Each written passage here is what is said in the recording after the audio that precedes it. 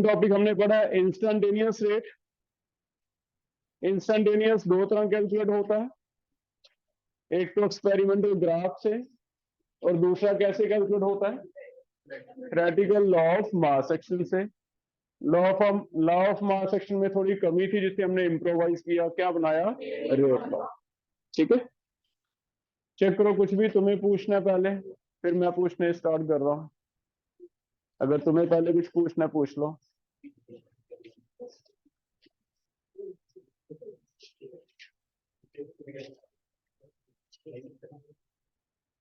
कोई भी डाउट है किसी को? नहीं है? देखो पहला चेक करो,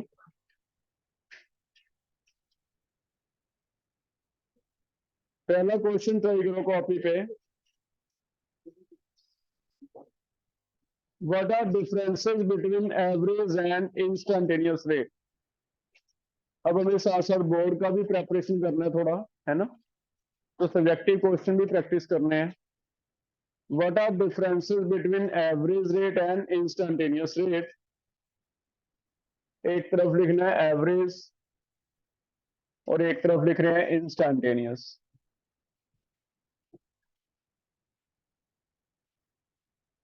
एवरेज रेट, दूसरी तरफ है इंस्टेंटेनियस रेट।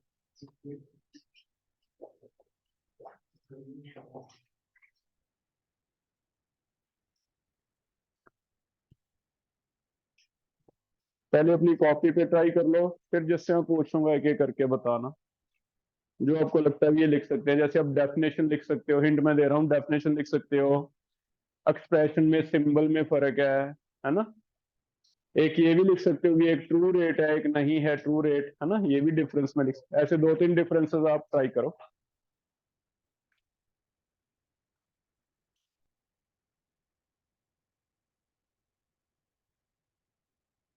पहला कोई डेफिनेशन बता दे मुझे, डेफिनेशन लिख देते हैं जसरीत। ठीक है, पहला हो गया, it is defined as total change in concentration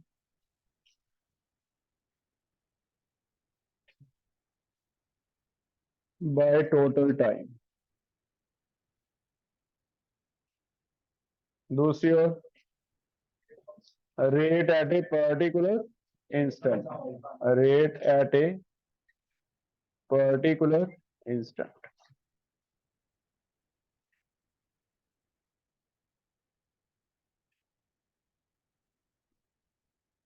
पहला लिखिए, सेकंड कोई बताना चाहेगा?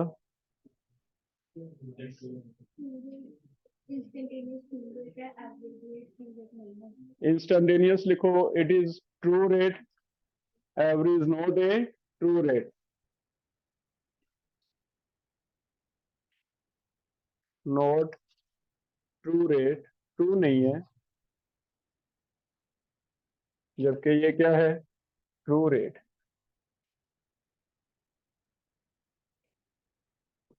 ट्रू रेट क्यों कहते थे, क्योंकि हर टाइम पे एक्चुअल रेट चेंज होती है टाइम के साथ।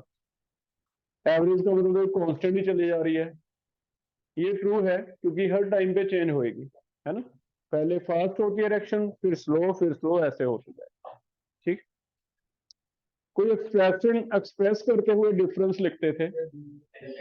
डेल्टा से कौन सा होता है एवरेज, डी से होता है ये, तो थर्ड ये आ सकता है, expressed as delta R by delta T. R मतलब रेक्टेंट, तो माइनस लगा दिया, या फिर delta P by delta T product के लिए। लेकिन ये कैसे, dx by da by dt minus dr by dt, या फिर dp बाय dt। ठीक है, ये डिफरेंस। और भी है कोई?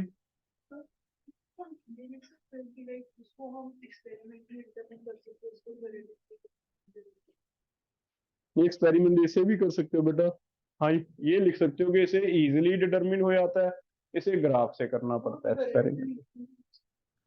कर सकते हैं लॉ ऑफ मास एक्शन से थ्योरेटिकली। थ्योरेटिकली तो यही कर सकते हैं, यही कर सकते हैं। Theoretically law of mass action किसके लिए था? इंस्टेंटेनियस। ठीक है, तो एक ये लिख लो fourth, it can be calculated easily by calculating it can be calculated easily by calculating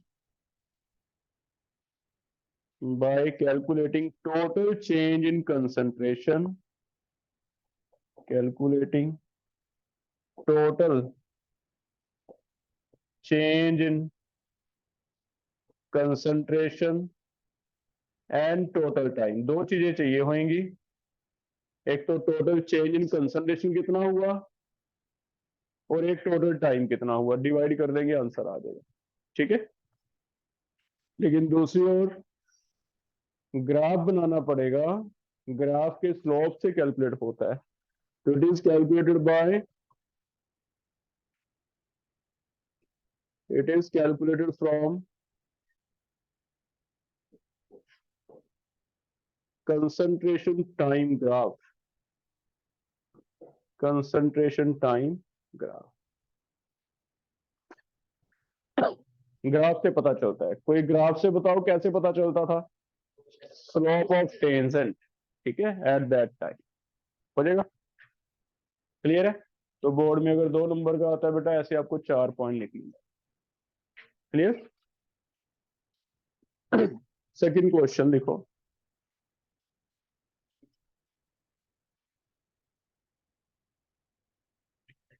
3A 4B, 3A 4B match करना है delta A by delta T, delta B by delta D, 1/3 delta A by delta T,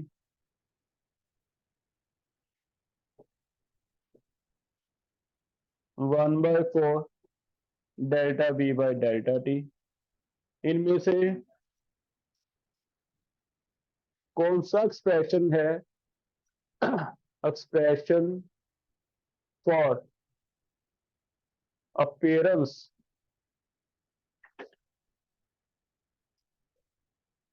expression for disappearance, rate of disappearance, expression for average rate. इनमें से match करना है कौन से number वाला appearance है, कौन सा डिसअपीयरेंस है, और कौन कौन से एवरेज रेट की एक्सप्रेशन है। पहला एक्सप्रेशन किसका है? डिसअपीयरेंस। कैसे पता चला? माइनस का, माइनस है तो क्या होगा? डिसअपीयरेंस, डिसअपीयरेंस ए वाला आ गया, minus delta A by delta T. Appearance का बताओ? इनमें क्वेश्चन नहीं लगते बेटा, ठीक है। हाँ, अगर क्वेश्चन लग गए तो क्या हो जाता है? रेट, एवरेज रेट के दोनों हैं, 1/3 minus delta A by delta T भी है, और 1/4 delta B by delta T. ठीक है, और इसी का एक और क्वेश्चन का आंसर दो। नेक्स्ट क्वेश्चन है, करेक्ट बताना है। पहला ए ऑप्शन है 1 = 2 है, बी ऑप्शन है 3 = 4 है, सी ऑप्शन है 1 = 4 है, डी ऑप्शन है 3 = 2 है। इनमें से कौन सा आंसर सही है? डी ऑप्शन, क्योंकि एवरेज रेट इक्वल होता है, अपीयरेंस डिसअपीयरेंस इक्वल होना जरूरी नहीं, और एवरेज रेट दो हैं, थर्ड भी एवरेज है, फोर्थ भी क्या है? एवरेज। ऐसे लिखते हैं ना हम, इसे इक्वल किसके रखेंगे? इसके। तो थर्ड और फोर्थ इक्वल है, तो आंसर क्या बनेगा? 3 = 2। ठीक है, ये हमारा फर्स्ट पार्ट क्लियर हो गया। एवरेज रेट के क्वेश्चन हम कैसे कैसे करके आए हैं, अपीयरेंस क्या है, डिसअपीयरेंस क्या है, कोऑफिशिएंट आता है तो रेट है, नहीं आता तो अपीयरेंस डिसअपीयरेंस है, ये डिफरेंस। ठीक है, कर लोगे? क्लियर है बेटा पहला पार्ट? आगे चले। सेकंड पार्ट हमने पढ़ा, आज हम जो टॉपिक पढ़े हैं तीन इन्हीं को रिवाइज करेंगे। सेकंड टॉपिक हमने पढ़ा इंस्टैन्टेनियस रेट।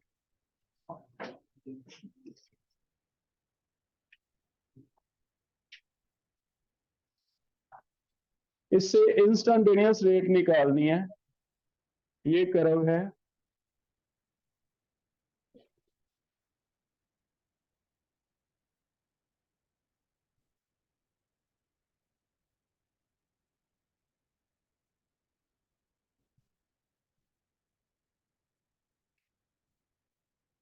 ये टाइम दिया हुआ है 5 सेकेंड, 10 सेकेंड, 15, 20। इधर दिया हुआ है concentration 0.1 molar, 0.2 molar, 0.3 molar, 0.4 molar. ठीक है, आपका इक्वेशन दे रखा है 2a gives 3b। इसे देख के बताना है आपने। पहला question, find out average rate, find out average rate.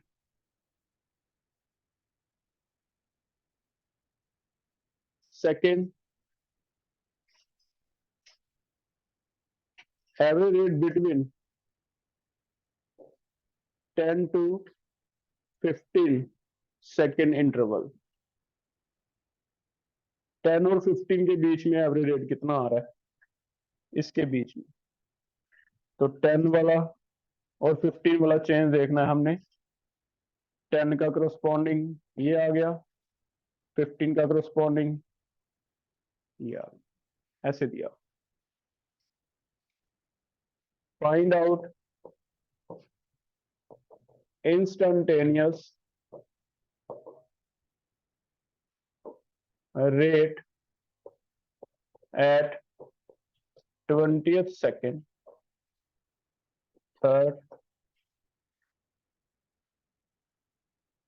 find out instantaneous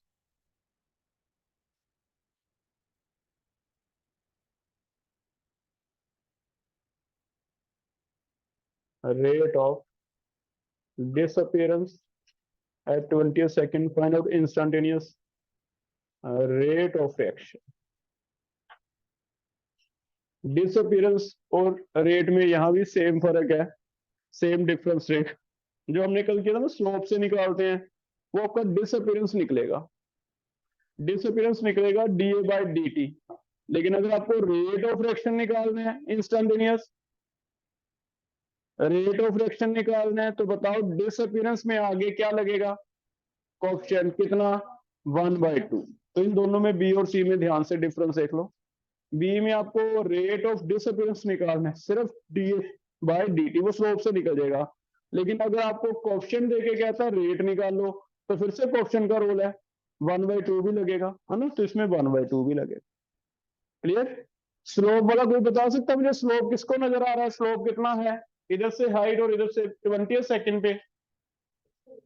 नहीं, 20 सेकंड पे कहा मैंने, ये मैंने कौन से सेकंड पे ड्रॉ किया हुआ है, अप्रोक्सीमेट 13 सेकंड है, तो इसे चेंज कर लो। कौन से सेकंड पे निकाल लेंगे हम, 13। ऐसे कर ले, इजी कर लेते हैं थोड़ा सा ना, क्योंकि 20 सेकंड पे आपको स्लोप ड्रॉ करना पड़ेगा, वो फिर मैंने दिया नहीं, उस हिसाब से 20 पे स्लोप देना चाहिए था, है ना। तो मुझे 13 सेकंड पे, ये ध्यान से देखो, ये वाला पॉइंट, इस पे मैंने टेंजेंट ड्रॉ किया है, और ये पॉइंट किसे टच कर रहा है, 13 सेकंड को। तो आपको स्लोप जो मिल रहा है इक्वेशन में, वो कौन से सेकंड में मिल रहा है, 13। तो इंस्टैन्टेनियस रेट भी कौन से सेकंड पे निकलेगी, 13 सेकंड। ठीक है, 20 का तो नया ड्रॉ करना पड़ेगा, चलो उस हिसाब से हमने बनाया नहीं ग्राफ। ठीक है, तो 13 सेकंड पे कर लो, यहाँ चेंज कर लो, फिर इजी आ जाए। अब 13 सेकंड के लिए स्लोप की वैल्यू, हाइट ये वाली और बेस कितनी है इधर से 0.4, इधर से कितना है 20। ठीक है, ऐसे कर 13 सेकंड के लिए होगा ये।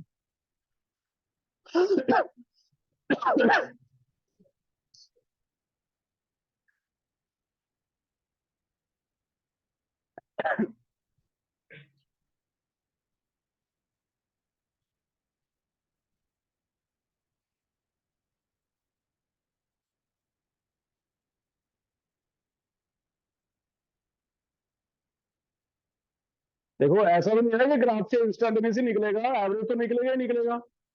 एवरेज तो आपको जो भी इंटरवल का चाहिए उसका फाइनल माइनस इनिशियल लेना है, एवरेज तो निकलेगा ही निकलेगा। इंस्टेंटेनियस ठीक है स्लोप से निकलेगा, तो ऐसा भी नहीं है कि ग्राफ से एवरेज नहीं निकल सकता, ऐसा भी ना सोचना है ना, एवरेज तो निकल ही जाएगा। पहला क्वेश्चन कर रहे हो, पहले फर्स्ट क्वेश्चन कोई हैंड रेज करो, बताओ कैसे होगा फर्स्ट क्वेश्चन।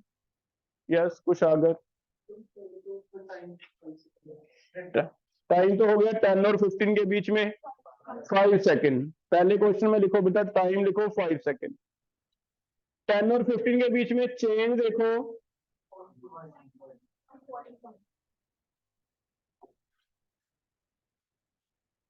ये वाला चेंज है, देखो ये वाला, ये दिख रही है लाइन, ये किस किस में चेंज है 10 वाले में और 15 वाले में। ये कितना हो गया 0.3 से 0.2।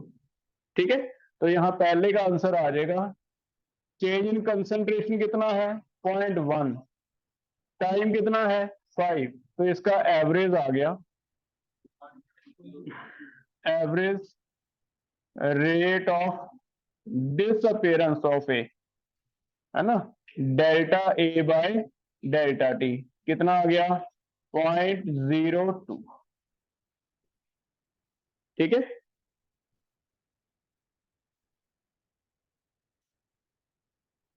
ये लाइन समझ आ रही है कैसे की जी। 10 के लिए मैंने पॉइंट लगाया 0.3 पे टच किया, 15 के लिए कहां टच किया 0.2 पे, तो फिर चेंज कितना हो गया 0.3 से 0.2, 0.1 का।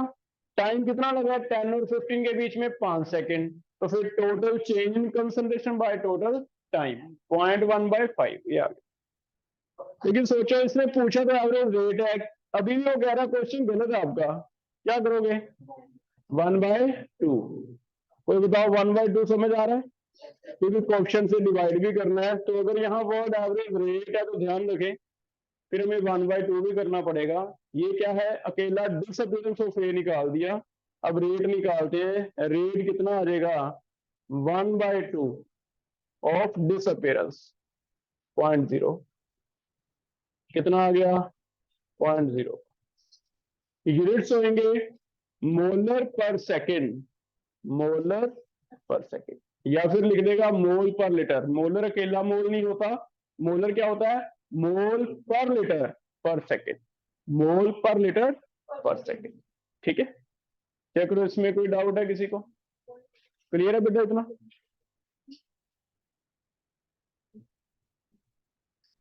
आगे करें सेकंड क्वेश्चन। हाँ सेकंड बताओ, स्लोप निकालो 13 सेकंड पे मैंने रेड वाली लाइन खींची हुई है, इसका स्लोप बता दो। इधर से आ गया 0.4, नीचे टाइम कितना है 20, तो पहले डिसअपियरेंस निकालेंगे। डिसअपियरेंस का मतलब डीए बाय डी, ये कितना है 0.4 डिवाइड 20, कितना लिखो बोलो 0.02 मोलर पर सेकेंड। लेकिन थर्ड क्वेश्चन में इसे रेट बनाना है, रेट बनाने के लिए एक ऑप्शन देखना क्या है 2, तो फिर रेट अगर पूछा जा रहा है तो rate is equal to 1/2 into 0.02 molar, कितना आ गया 0.0 मोल पर लीटर लिखोगे मोलर को। ठीक है, अब चेक करो बेटा, कोई भी डाउट है तीनों में हैंड रेज करके पूछ सकते।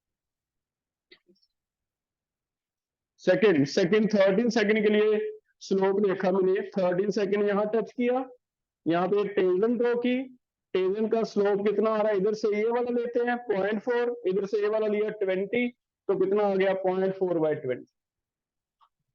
ठीक है, लेकिन ये जो आता है ये सिर्फ ए का कर्व है, तो इससे हमेशा याद रखो डिसअपीयरेंस या अपीयरेंस निकलेगी। एक बार ये डिसअपीयरेंस निकलेगी। अगर आपको रेट बनाना है तो फिर क्वेश्चन देख के, थ्योरेटिकल कॉन्सेप्ट है कितना 2, तो उसका क्या कर दिया 1/2 ऐसे हो जाएगा बेटा। तो ऐसे इसका क्वेश्चन बनेगा जो हमने कल टॉपिक पढ़ा था थ्योरी का, इंस्टेंटेनियस। क्लियर है? एक और दे दूं ऐसा क्वेश्चन, तुम ट्राई करना। एक और क्वेश्चन करते हैं सेम। ये रिएक्शन है 3A gives 4B, कर्व दिया हुआ है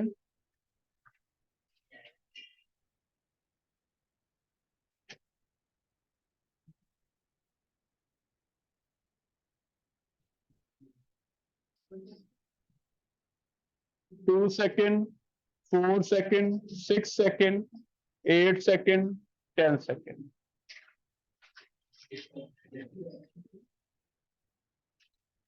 कंसंट्रेशन दी हुई है 5 मोलर, 10 मोलर, 15, 20 मोलैरिटी दी हुई है।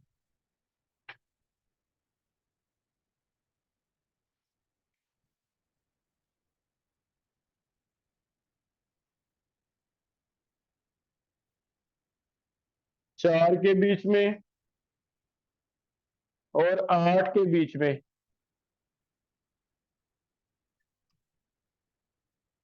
चार के बीच में और 8 के बीच में, तो आपको निकालना है एवरेज रेट। पहला question, calculate average rate of disappearance of A between time interval. कौन सा टाइम इंटरवल है? 4 to 8 सेकेंड। पहले एवरेज निकाल दो, सिर्फ बता दो, इससे क्लियर पता चल जाए आपको क्या क्या होगा। चेंज कितना हुआ है 4 और इसके बीच में, 8 के बीच में। कंसंट्रेशन में चेंज कोई बताएगा? 5 नजर आ रहा है बेटा? पहले 10 था, 4 पे 10 से कितना चला गया? 4 सेकंड के लिए देखो, नजर देखो यहाँ पे, फोकस करो। ये कितना था 10, 8 सेकंड पे कितना आ गया 5, तो चेंज कितना हो गया 5, टाइम कितना लगा 4। ठीक है, निकालो पहला आंसर निकालो। तो यहां इसका आंसर आ जाएगा minus delta A by delta T is equal to, सीधा चेंज ले ले हम, फाइनल इनिशियल की जरूरत नहीं है। चेंज ले लेते हैं 5, टाइम कितना है 4, 5/4 आ रहा है बेटा, चेक करो 1.25। क्लियर है बेटा? कोई सिर्फ बताना है, लिख नहीं रहा मैं, कोई सिर्फ बताना। अगर इसे मैं एवरेज रेट बनाना चाहता हूं तो क्या करूं? 1/3, 3 कोएफिशिएंट है। क्लियर हो गया? मैंने एवरेज रेट पूछा नहीं, वैसे तुम्हें समझ आ गया। ठीक है, हो जाएगा। अब प्रूव करते हैं। मान लो 5 सेकंड के लिए हमें एक लाइन खींचनी है।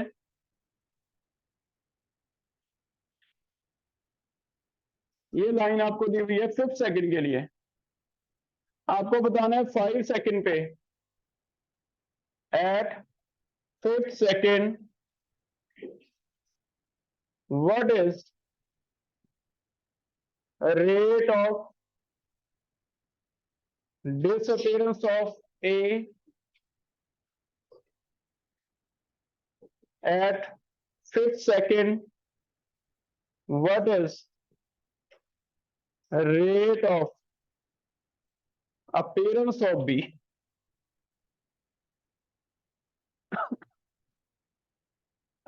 जब बोल दिया एट 5th सेकंड तो क्या समझे कौन सा रेट होगा? इंस्टेंटेनियस ही होगा, क्योंकि एक पर्टिकुलर मोमेंट पे पूछा जा रहा है, तो इसमें वर्ड लिखने की जरूरत नहीं है ना। जब कहेगी अभी 5वें सेकंड के लिए बताओ, तो एवरेज हो ही नहीं सकता ये 5वें सेकंड पे। 5वें सेकंड पे अंडरस्टूड है कि कौन सा है? इंस्टेंटेनियस।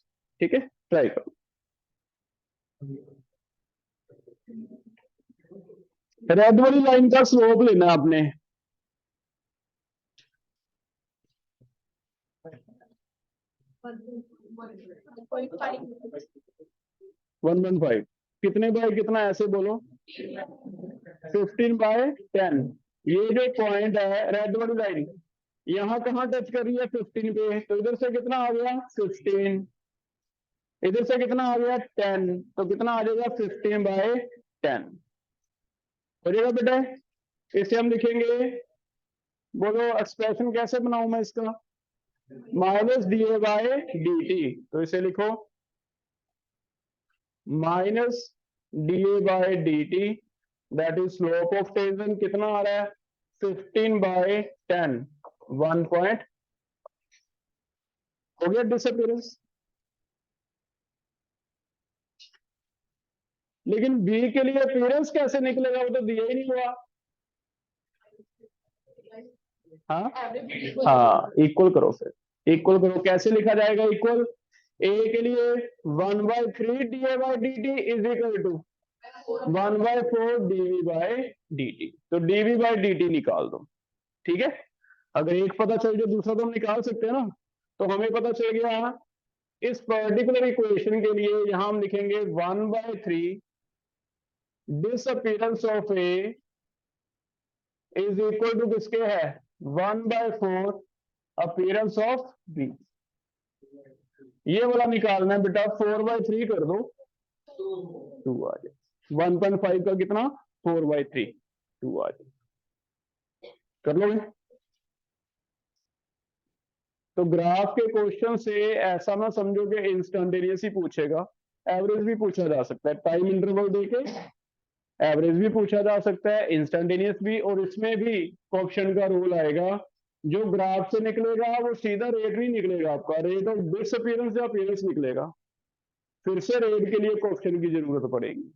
ठीक है, ऐसे हो, क्लियर है बेटा, कुछ भी पूछना है इसमें, नेक्स्ट टॉपिक कर लें, ये दूसरा टॉपिक था हमारा। थर्ड टॉपिक जो कल पढ़ा हमने, law of mass action and rate law. ठीक है, थर्ड टॉपिक कर रहे हैं, what are difference between law of mass action and rate law, try करो, what are differences between law of mass action and rate law, क्या क्या लिखोगे। पहले डेफिनेशन में सिर्फ पावर्स वाले पॉइंट में पीछे थोड़ा सा डिफरेंस था, वो याद करो। लॉ ऑफ मास एक्शन का डेफिनेशन कौन बता रहा है, रेट किसके इक्वल होता है, आप बताओ, सही बता रहे हो, rate is as their coefficient, इधर लिखोगे rate is directly proportional to concentration of reactants raising to power as their coefficient. Rate is directly proportional to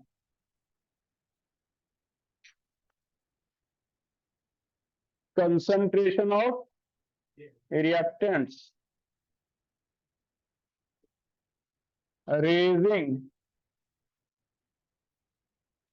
to powers as their coefficients.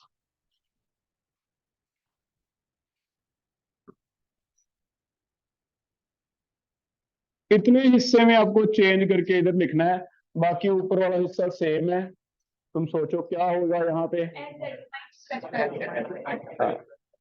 Experiment, तो यहाँ जो आएगा सारा सेम आएगा, raising to powers as their coefficient की जगह क्या आएगा, एज डिटरमाइंड एक्सपेरिमेंट, बस सारा सेम है, इतना हिस्सा चेंज करना है आपको, एज देयर कोएफिशिएंट वाला वर्ड इसकी जगह क्या आ जाएगा, एज डिटरमाइंड एक्सपेरिमेंट, है ना। तो लिखो पहला पॉइंट,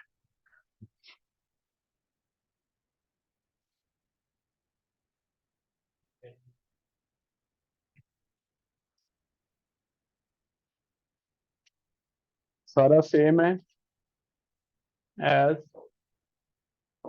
डिटरमाइंड एक्सपेरिमेंट।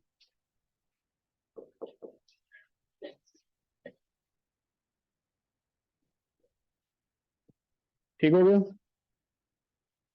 और कोई बताना चाहेगा? लॉ ऑफ मास इसमें,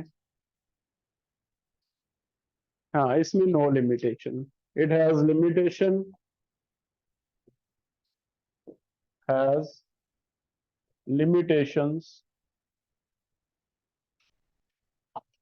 कई रिएक्शन में डिफरेंट आ जाते हैं क्वेश्चन, नो लिमिटेशन।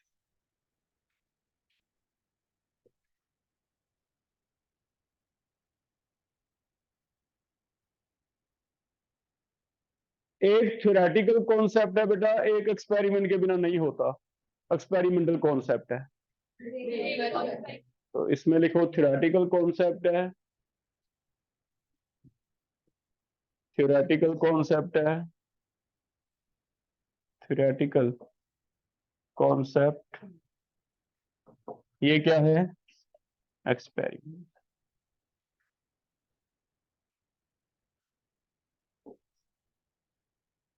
थ्योरेटिकल का मतलब ये है कि आपको रिएक्शन पता है 2a+3b, आप लॉ ऑफ मास एक्शन लिख दोगे a⁻2 b⁻3, लेकिन ये नहीं लिख सकते क्योंकि a की पावर कितनी एक्सपेरिमेंट से पता चलेगी, b की पावर कितनी एक्सपेरिमेंट से पता चलेगी। ठीक है, तो इनमें डिफरेंस हो जाएगा बेटा, क्लियर है इतना? और लास्ट एक इसका क्वेश्चन हमने किया था initial rate method. Initial rate method में एक्सपेरिमेंट आपको मैंने दिए थे, इनिशियल रेट मेथड एक्सपेरिमेंट दिया जाता है ए बी और प्रोडक्ट, कंसंट्रेशन दी हुई है 0.1, 0.1 ये दिया हुआ है 2 × 10⁻³ ऐसा किया था हमने कल क्वेश्चन। ये है 0.2, ये है 0.1, 4 × 10⁻³, ये है 0.1, 0.4, 8 × 10⁻³। reaction is 2a plus 3b product, right? Rate law expression, find out value of k from first experiment, first experiment से वैल्यू निकाल दो। Third, calculate rate of disappearance of A if concentration of A and B are 0.2 molar each, right?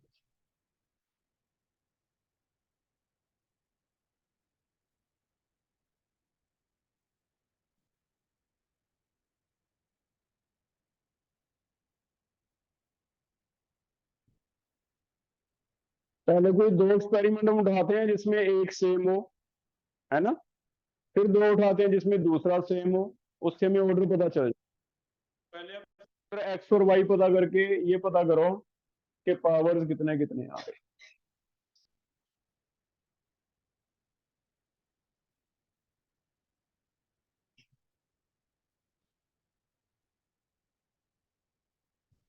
आपका क्या नाम है बेटा? Deepanshu. First और second experiment में ध्यान से देखो, फर्स्ट और सेकंड में क्या सेम है जो कट जाएगा? बी कट जाएगा, तो सिर्फ ए लिखना है। फर्स्ट और सेकंड में बी कट जाएगा, आपको लिखना है A2/A1 R2/R1। A2/A1 की पावर मान लेते हैं x है ना, तो A2/A1 की पावर x, R2/R1 इक्वल करना है ना। तो पहले फर्स्ट और सेकंड एक्सपेरिमेंट से लेंगे, R2/R1 is equal to A2/A1 power x, B2/B1 power y। लिखते लिखते हुए चाहे दोनों लिख दो, क्या दिक्कत है ना, दोनों लिख दो, हमने मान लिया भी x है और y है, ये लिख दिया। वैल्यू दोनों की भर दो, क्या फर्क पड़ता है? अपने आप ही कटेगा, बी क्या है सेम है, ये अपने आप ही कट जाएगा। ठीक है, तो दोनों ही लिख लिया करो। दोनों लिखने का एक फायदा ये होगा कि एक आधा क्वेश्चन आपको ऐसे देगा कि दोनों चेंज कर देगा।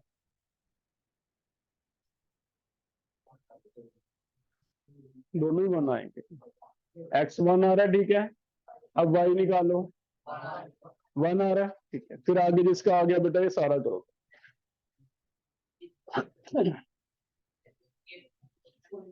के पॉइंट टू आ रहा है के। आगे ध्यान से देख लेना, फिर से मैंने रेट ऑफ डिसअपीयरेंस पूछा है, जो आएगा आपका वो रेट आएगा, है ना।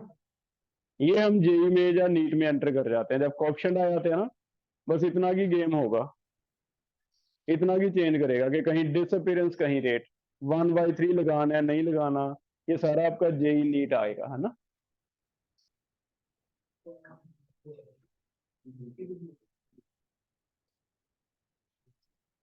x1 आ गया बेटा यहाँ, 4 × 10⁻³ divide 2 × 10⁻³ is equal to 0.2/0.1 power x।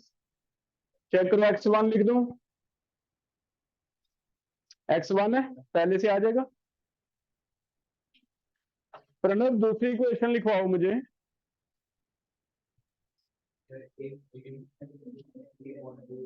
ऐसे नहीं, कौन कौन से एक्सपेरिमेंट लेगा सेकंड टाइम में, R3 लिखोगे, R3/R1 लिख दें, R3/R1 इज इक्वल टू ए या बी में से क्या कट गया, ए कट गया, बी लिख दें, B3/B1 होल पावर y।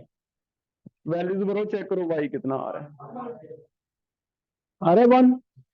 ठीक है, तो पहला आंसर आ गया हमारा। रेट लॉग एक्सप्रेशन ऐसे बन गया, रेट इज इक्वल टू के A⁻1 B⁻। ठीक हो गया पहला।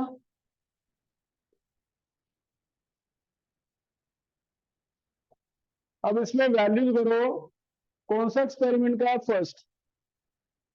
फर्स्ट एक्सपेरिमेंट की वैल्यू ए की, बी की और रेट की वैल्यू भर दो, इससे क्या निकल जाएगा के।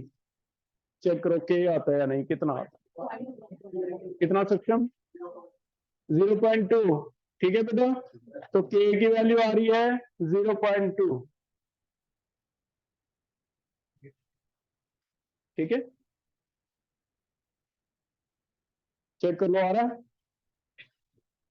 Next, calculate rate of disappearance. पहले हम रेट पता कर लेते हैं, रेट कितना आ जाएगा, रेट इज इक्वल टू के पता है, अभी पता किया हमने कितना है 0.2, ए की वैल्यू उसने दी है कितनी 0.2 पावर 1, बी की भी दे दी कितनी 0.2 पावर 1।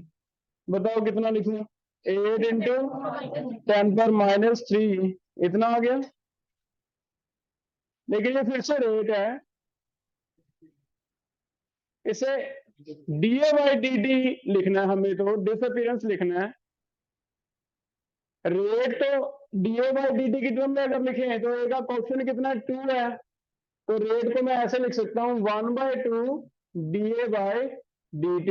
ये हमने निकाल दिया पूरा, ये कितना आया, इट इज इक्वल टू 8 × 10⁻³ अगर मुझे कहता है सिर्फ इतना हिस्सा बताओ तो क्या करोगे, 2 से मल्टीप्लाई कर दो, 2 से मल्टीप्लाई करके आंसर हो जाएगा।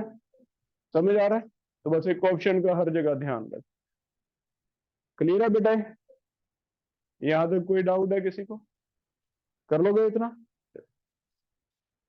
अब जो शीट दिया उसमें से कुछ क्वेश्चन प्रैक्टिस करेंगे, फिर इसी टॉपिक के हैं।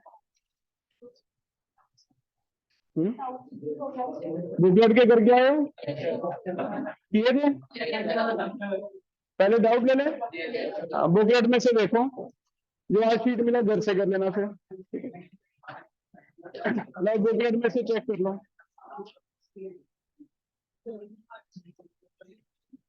फर्स्ट पेज पे 13 क्वेश्चंस हैं, फर्स्ट पेज पे।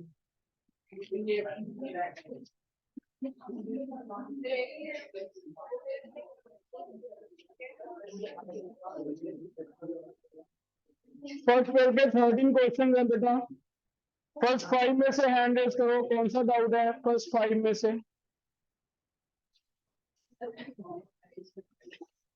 10 तक, 13 तक, कोई भी डाउट है? 13, 7 कर रहे हैं।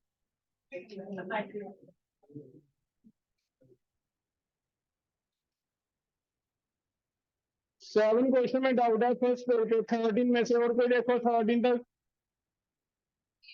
8 है एक, 7 एंड 8 कोई रीड करो। 7 बताओ जिसका सही आ रहा आंसर, कोई 7 बताओ, हैंड रेज करो किसको आ गया 7th question.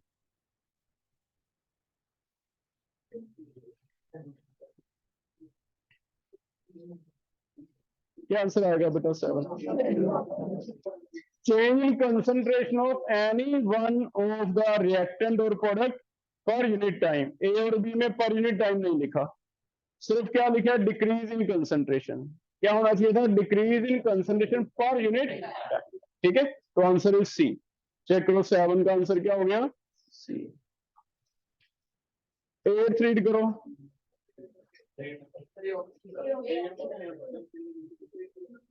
Increase with increase in temperature, heat करने से जल्दी रिएक्शनें क्या हो जाती हैं? फास्ट। ठीक है, increase with increase in temperature, ये आंसर। नेक्स्ट देखो, नेक्स्ट पेज पे चले। नेक्स्ट पेज पे चेक करो, 22 तक क्वेश्चन है। 19 क्वेश्चन कर रहा हूं। D ammonia nitrogen plus 3 hydrogen equal वाला एक्सप्रेशन लिखवाना है। कौन लिखवा रहा है? जसन। इन्हें हम 3 इक्वल कैसे करके लिखते हैं? पहले लिखेगा डिसअपीयरेंस ऑफ N2, मीन्स ऐसे लिख दूं delta N2 by delta T minus का is equal to 1/3 minus delta H2 by delta T। Disappearance of hydrogen is equal to 1/2 delta ammonia by delta. अब क्वेश्चन पढ़ो, आंसर आपके सामने है। आपको उधर डी लगा लेना, उसमें कोई फर्क नहीं पड़ता। अब इंस्टेंट तो क्या लगा देना? डी। क्वेश्चन सेम ही रहेंगे। अब ये वाला हिस्सा निकालना है बेटा हमें। ये वाला हाइड्रोजन की टर्म में कितना आ जाएगा? 2/3। चेक करो कहीं आ रहा है 2/3 हाइड्रोजन, तो फिर ये आंसर सही आ गया। ठीक है, पहले ही सही आ गया। इसे मैं डी भी लिख सकता हूं, रिलेशन नहीं चेंज होता।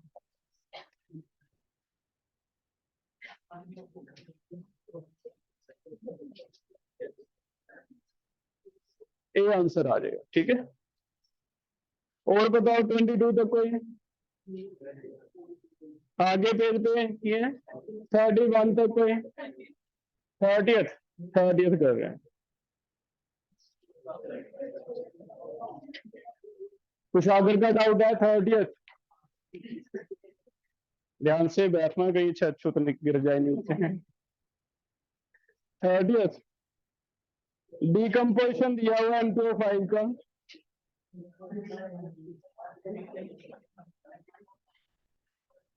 चलो हम निकालते हैं बेटा।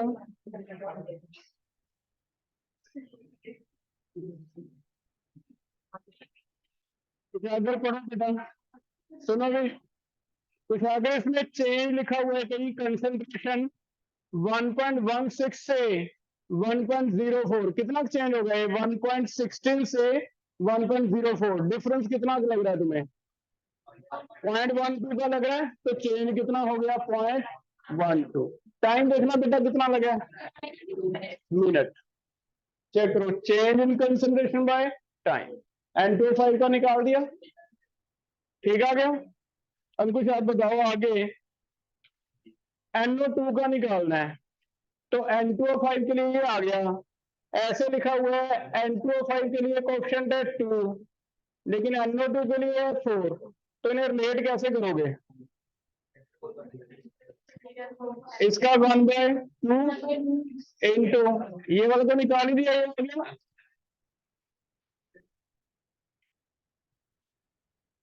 इसका करेगा 1/4।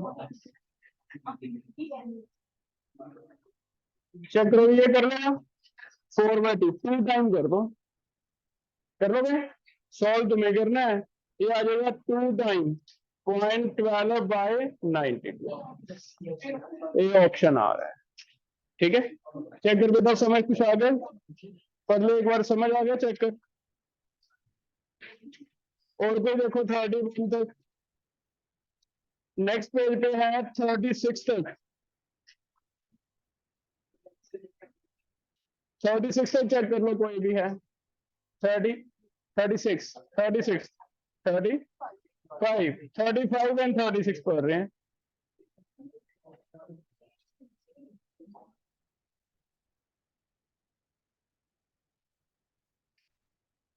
पहले 35 देखो,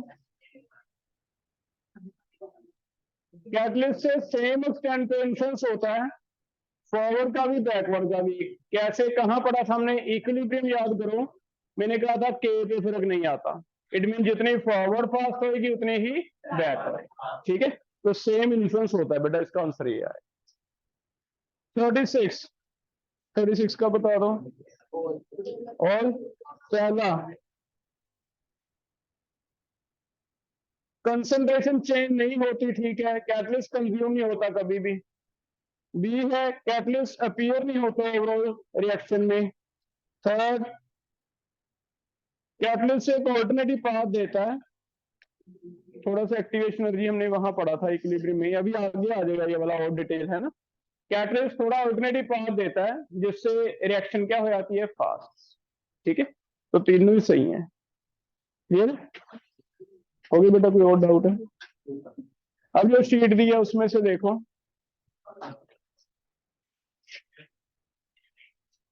सब्जेक्टिव क्वेश्चन कर रहे हैं, पहले दिखाना है।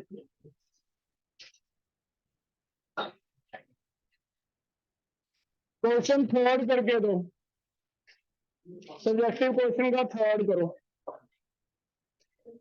कॉपी पे ट्राई करो, थर्ड क्वेश्चन कैसे होगा।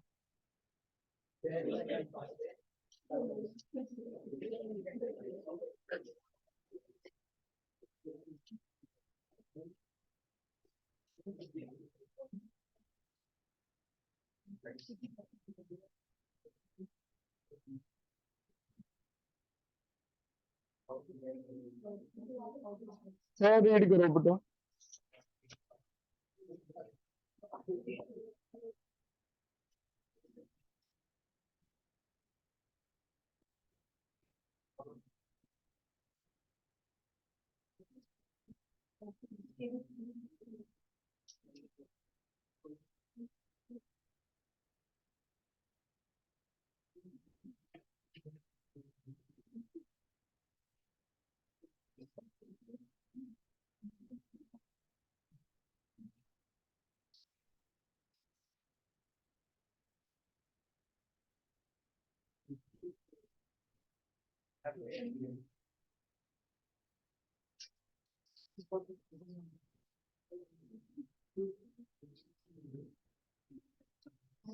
दिखाना बेटा।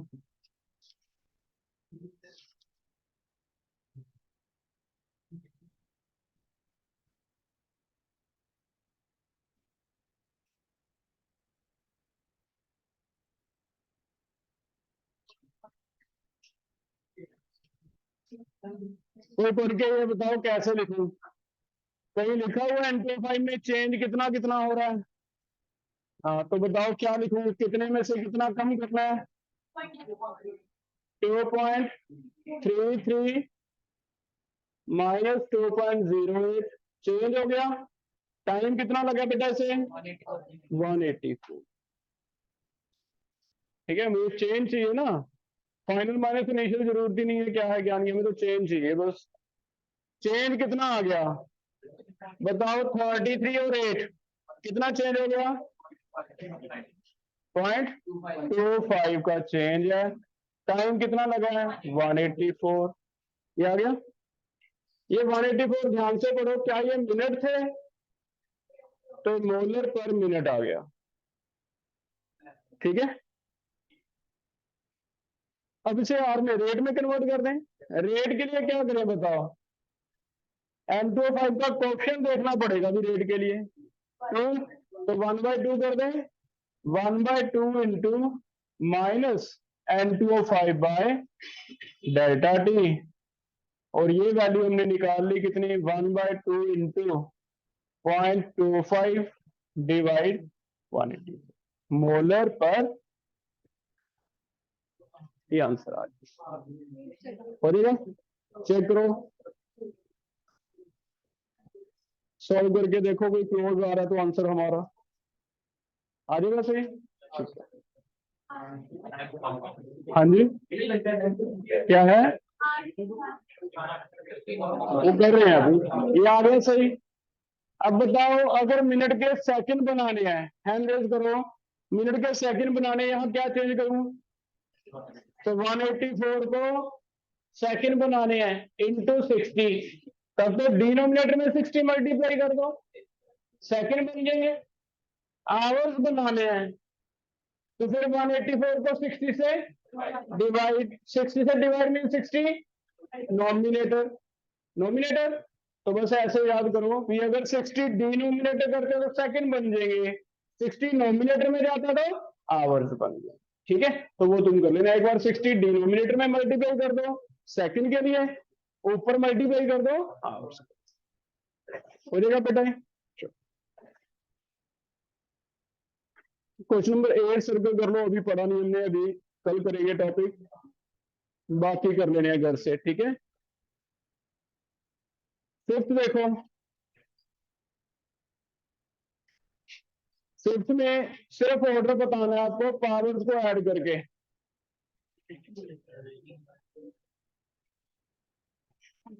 बस ऐड करना है ना।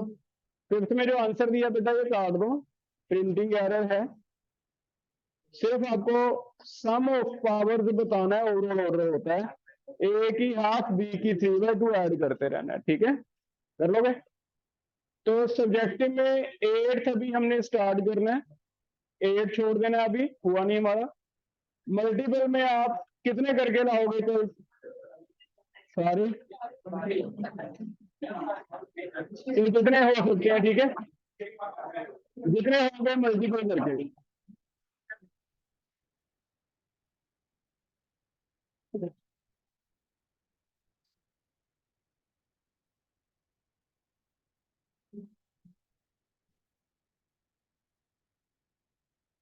एक बजे शाम को